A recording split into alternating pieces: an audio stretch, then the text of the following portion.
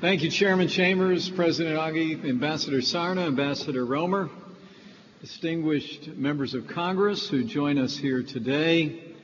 It is an honor to join you for the 42nd Annual Leadership Summit of the U.S.-India Business Council. Give yourselves a round of applause. This is a great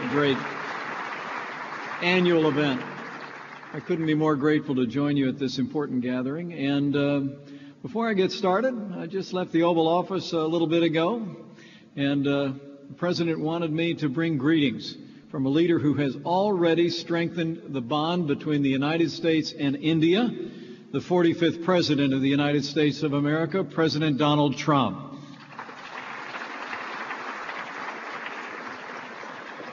This conference is particularly timely. As you all know, yesterday President Trump welcomed Prime Minister Modi to the White House.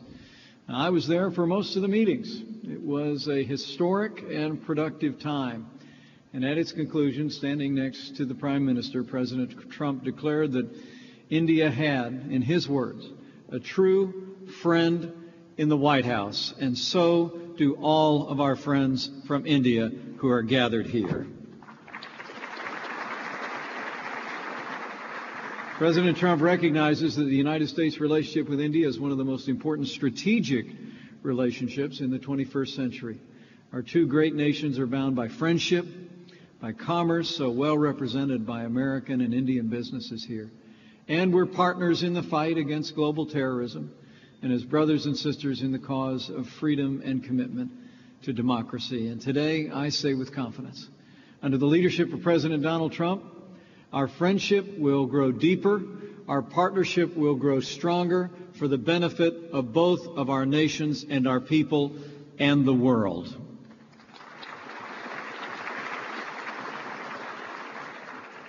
As you well know, commerce is central to both of our nations' prosperity and well-being, the commerce between us, that is.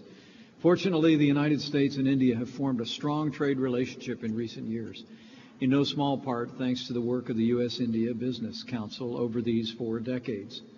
Now, for more than 40 years, this council has brought together leaders in industry and leaders in public life to promote bilateral trade, foster investment, job growth, innovation in both of our nations. And you've succeeded by any stretch of the word. So why don't you give yourselves just one more round of applause for promoting a tremendous relationship between two great nations. And let me also offer the President and our entire administration's congratulations to the 2 winners of this year's Leadership Award, who I just met in the back room, Adi Godrev of the Godrej Group and my friend Andrew Liveris of Dow Chemical Company. My congratulations to both of you for this well-deserved honor. And thanks to the companies represented in this room, the trade relationship between the United States and India is flourishing. It's remarkable to think not even 20 years ago, two-way trade between our nations was less than $20 billion per year. But by the end of last year, it had grown by more than 500% to an annual $115 billion in trade. And U.S. exports to India now support roughly 200,000 American jobs. The last few years have been particularly noteworthy. Between 2014 and today, American foreign direct investment in India grew from $800 million to $2.4 billion in investments. And on the other side of the ledger, Indian businesses, I'm glad to report, are investing in America at an unprecedented rate. For instance, earlier this year, Infosys announced it would hire 10,000 new American workers at 4 U.S.-based technology centers, one of which will be in my home state of Indiana. And we thank you for investing and believing in America. Our heartfelt appreciation to all the businesses represented here for your investment in our nation's future. Yet the truth is, the United States and India, we believe, have only scratched the surface when it comes to bilateral investment and trade. This council hopes to more than quadruple our two-way trade relationship to more than $500 billion before the decade is out. And the President and I believe that that goal is achievable. Yesterday, President Trump and Prime Minister Modi committed to expanding and balancing our trade relationship in the years ahead. For our part, this administration is fully committed to restoring the United States' reputation as the premier investment destination anywhere in the world. And let me assure everyone gathered here, America is open for business once again. President Trump has already taken decisive action to make the strongest economy in the world stronger still. This president has signed more laws to cut through red tape than any president in American history that already have saved businesses up to $18 billion in regulatory costs per year. President Trump has put a renewed focus on American energy, approving the Keystone and Dakota pipelines, and the president is strengthening the American workforce by signing executive action into place to prioritize apprenticeships and vocational training to meet the needs of growing businesses in a growing American economy. You know, and if you haven't noticed yet, the American people elected a builder to be president of the United States, and President Trump has already taken steps to rebuild America. And before we're done, we're going to rebuild the roads and bridges and harbors and airports of America to the very best in the world. And this year, let me assure you, working with the Congress, we'll pass one of the largest tax cuts in American history. So businesses from across the world can invest in American jobs, America's workers, and America's future. And there's one more thing. Our president is also, even as we speak, fighting every day to give the American people the world-class health care they deserve. And working with this Congress, I can say to the American businesses that are gathered here and all of you who do business in America, we're going to keep our promise to the American people. We're going to repeal and replace Obamacare and give the American people the kind of world-class health care they deserve, and we're going to do it before the summer's out. Our hope is that President Trump's actions give companies in this country great confidence about the future, but also give our friends in India even greater reason to invest in America. Of course, American business wants to contribute even more to India's success through exports and investment. Prime Minister Modi saw American industry's excitement about India on Sunday when he met with 21 business leaders before his bilateral meeting with our president. There are many places where this nation's firms can benefit our great partner. You know, India is projected to become the world's third largest market for planes and passengers. American companies are already providing airport infrastructure and the airplanes themselves. I just had the chance to meet with the CEO of SpiceJet, who just last week placed an order for 40 brand new Boeing jets on top of 100 new jets it ordered earlier this year. I know that American companies are going to continue to give India's aviation industry the wings it needs to soar. And let me just take the opportunity, as the President did yesterday, to say thank you to SpiceJet for investing and believing in American workers and American businesses. Energy is another area for a more robust partnership. India boasts the world's fastest growing economy, but it can't continue without energy. And American producers and grid developers are the best suited to provide it, from liquefied natural gas to nuclear power to clean coal to everything in between. American energy and American expertise can help power India's future. Final example I'll mention is in the area of security and defense. A first-rate global power needs a first-rate military, and the United States will continue to enable the Indian Armed Forces to obtain the resources and technology it needs to protect the Indian people and support security in the region. You need look no further than yesterday's announcement that the United States will sell Sea Guardian UAVs, Apache attack helicopters, and C-17 transports to India. That process of approval is all underway as we speak, but I hope it accurately reflects the commitment to mutual security among both of our nations and the importance of our partnership for security. Bottom line is the United States and India can deepen our commercial bond in many industries and areas, but to achieve the highest possible benefit, I would suggest with great respect that India must continue to enact the necessary economic reforms to ensure that our trade relationship, as the President said last night over dinner, is both fair and reciprocal. The President and I applaud Prime Minister Modi for his courageous move to simplify and standardize the goods and services tax, the largest tax reform in India's history. We support Prime Minister Modi in his effort to strengthen India's intellectual property protections and cut tariffs on manufactured and agricultural goods, and break down barriers to investment and market access. But we truly believe, with great respect, that the time to act is now, because progress in these areas means progress for both our great nations and the more than 1.6 billion people that call them home. I know the U.S.-India Business Council will continue to play a leading role in promoting pro-growth policies and engaging new commercial partnerships. And our administration is committed to this goal as well. As the President announced yesterday, his daughter Ivanka Trump will lead the American delegation to the Global Entrepreneurship Summit in India this fall. And I was very humbled when Prime Minister Modi extended a personal invitation to me to represent the United States, and we're already making plans to take him up on his invitation.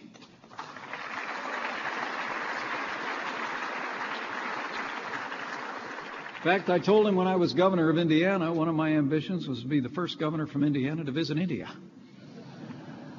I didn't get it done then, but the Prime Minister and I had a nice chuckle because he told me that the words India, Anna mean coming to India.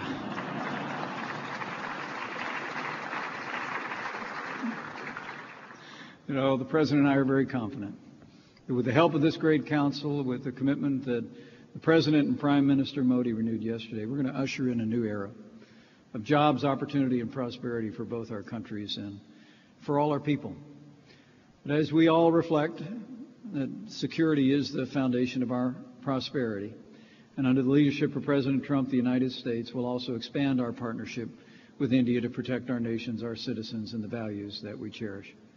Yesterday, President Trump reaffirmed the United States' commitment to our, in his words, incredibly important security partnership with India. We're proud that India is a major defense partner for the United States, and as the President said yesterday, our militaries are working every day and will continue to enhance cooperation and working together. We'll make great strides in defeating the common threats that we face. The United States and India seek the same objectives in the Indo-Pacific region: prosperity, security, peace. We both want to uphold a rules-based system of national sovereignty and international law. We both want lawful commerce to flow unimpeded on the seas and in the air.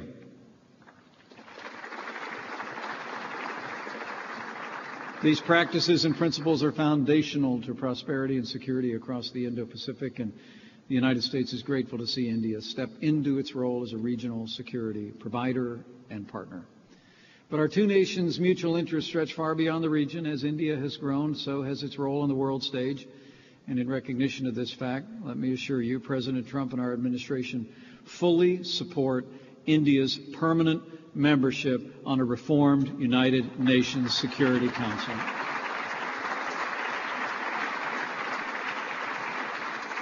In this time of widening challenges and unknowable threats, the United States welcomes India's strong bilateral relationships with our common friends and partners across the world, such as Japan and Australia, countries across the Middle East and Southeast Asia, because we increasingly, all of us, face the same issues and face the same challenges.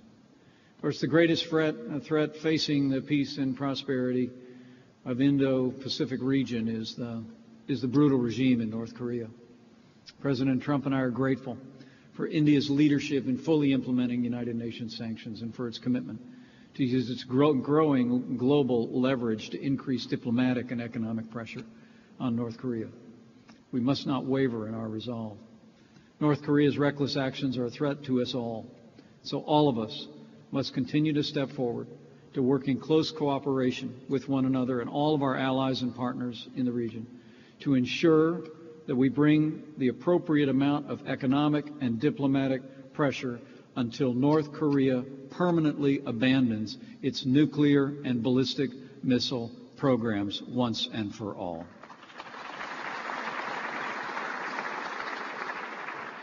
Let me also thank India for its continued commitment to stability and security in Afghanistan. A peaceful Afghanistan is good for India, it's good for America, and a peaceful Afghanistan is good for the region and the wider world. And finally, the United States and India are committed to strengthening our partnership in the fight against the greatest evil of our time, the threat of global terrorism. Like the United States, India is all too familiar with the grave danger posed by radical Islamic terrorists. These barbarians have struck on Indian soil too many times over the decades, including the horrific attacks in Mumbai nearly a decade ago. They're claiming the lives of more than 160 innocents, including 6 Americans. The United States and India already collaborate to a significant extent, but in the face of terror networks that are ever more sophisticated, ever more dispersed, we will continue to take renewed action to facilitate two-way information and intelligence sharing to confront this threat. Only by working together can we protect our people from the terrorist threat.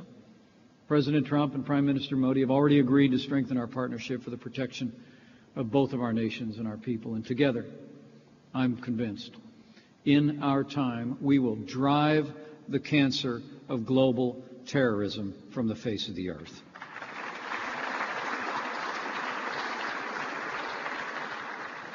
This is a very exciting time for the relationship between the United States and India. I could see it in the faces of the 2 leaders yesterday and in the warm exchanges that took place between our delegations. As President Trump said just last night, the future of our partnership has never looked brighter. And I believe it. Long after the cameras left the Blue Room, we had an engaging time together, warm fellowship among friends. As Prime Minister Modi would say across the table as we talked about issues of mutual interest, he said, "We speak to one another as friends, and we always will." Every day, the people of India, the people of the United States are drawing closer together. At this very moment, some 4 million Americans trace their heritage back to India already as the children and grandchildren of immigrants or as first-generation immigrants themselves. Truth be told, their impact on America has made a profound difference in the life of our nation, and we celebrate that. Let's hear a round of applause for all our Indian Americans.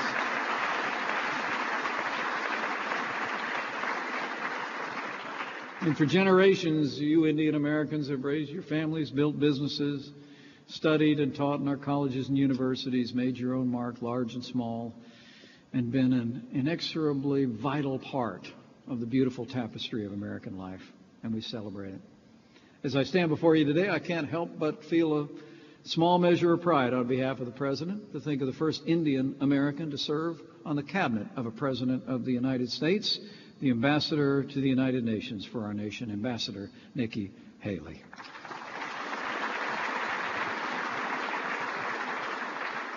The people of the United States and the people of India already share friendship, and more than that, we share a future.